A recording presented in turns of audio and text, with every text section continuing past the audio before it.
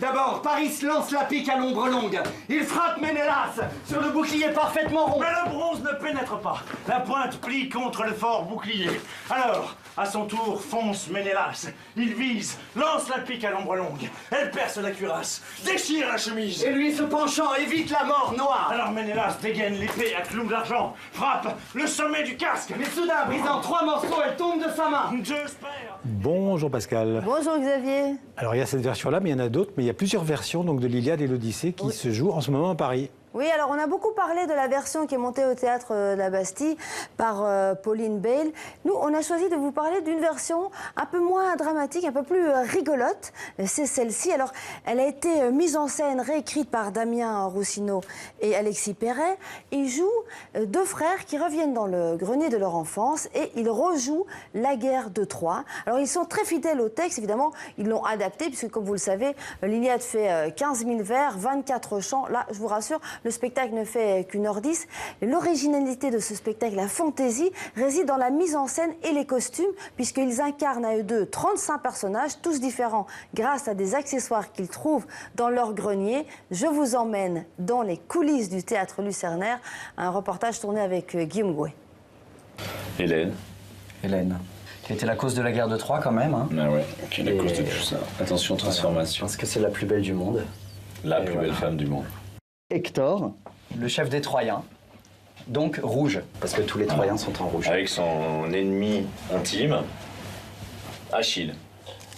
Une vieille friteuse redécorée, un pot de bébé en plastique, Incarné aussi. comme 2 enfants dans un grenier, un simple accessoire donne vie à une foule de personnages.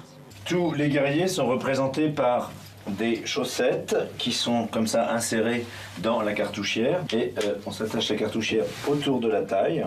Chaque chaussette représente un guerrier. Maintenant, je vais massacrer tous ceux sur qui je tomberai.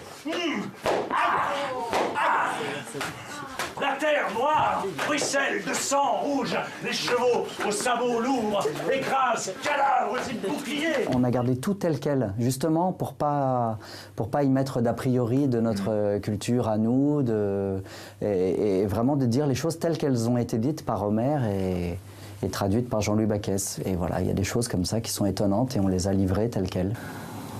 Il m'a pris ma femme. Qu'il couche avec elle. Qu'il en jouisse. Mais pourquoi faut-il que contre les Troyens se battent les Achéens? Pourquoi a-t-il amené ici son armée, l'Atride? À cause d'Hélène? Aux beaux cheveux?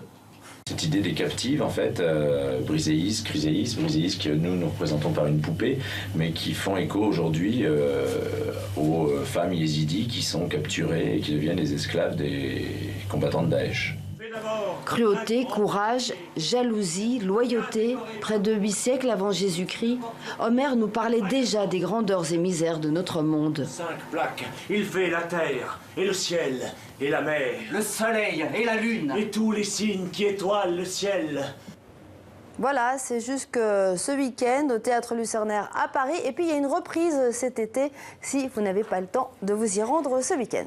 Alors Pascal, on va partir en Suisse au Festival de Jazz de Montreux. Alors le festival, il commencera le 29 juin prochain, mais déjà l'affiche de cette 52e édition de Montreux donc, a été dévoilée hier. Oui, alors chaque année, il y a un petit suspense, hein, puisque depuis 1967, le festival confie à un artiste différent la création de cette affiche.